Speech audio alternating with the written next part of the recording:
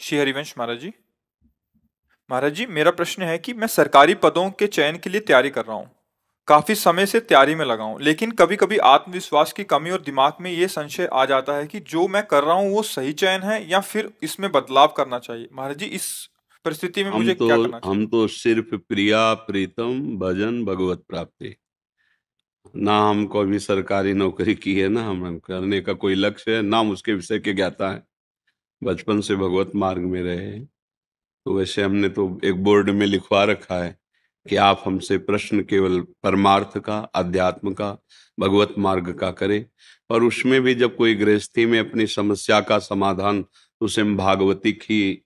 तो हम इतना जरूर कहते हैं, उत्साह संपन्न मदीर्घ सूत्रम क्रिया विधिज्ञम विष्णे सुसक्तम सूरम कृतज्ञम दृढ़ सौहृदय से लक्ष्मी स्वयं याति निवास है। तो चाहे नौकरी हो, चाहे व्यापार हो, चाहे किसानी हो, चाहे किसी भी का, उत्साह संपन्न, कभी अपना उत्साह टूटने नहीं देना चाहिए।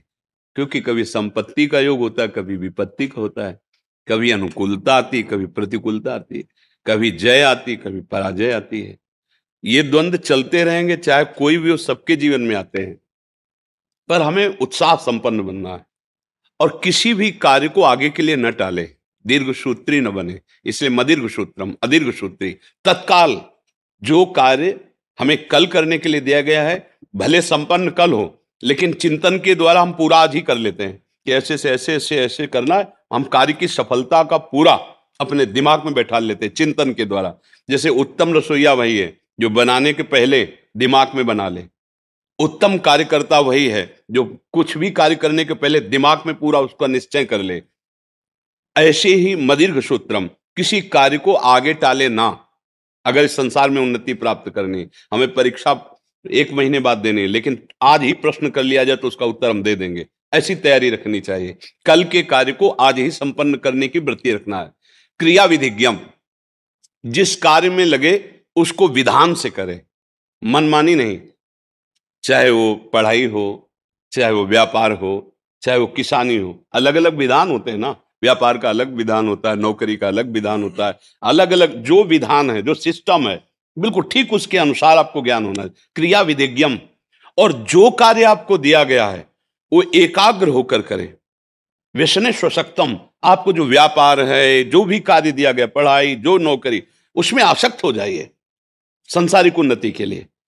कि अगर हमें आर्मी में जाना है तो जो कल हमारी परीक्षा होगी उसको हम जानकारी करके पहले आज ही हम उसमें पुष्ट हो जाते हैं।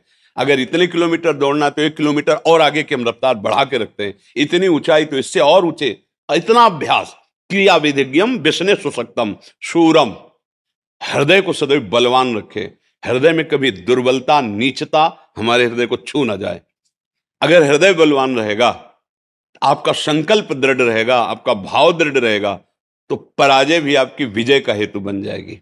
शूरम और कृतज्ञम, अगर कोई आपका उपकार करता है तो कभी विश्वासघात न करे, उसका कृतज्ञ रहे। अगर एक बार भी उसने कोई हमें धर्म की शिक्षा दी, हमारे को बचाया, हमारे को वो सत्य मार्ग पर, तो हम सदैव कृतज्ञ रहें। हम ऐसा विश्वासघाती स्वभाव हमारा ना हो।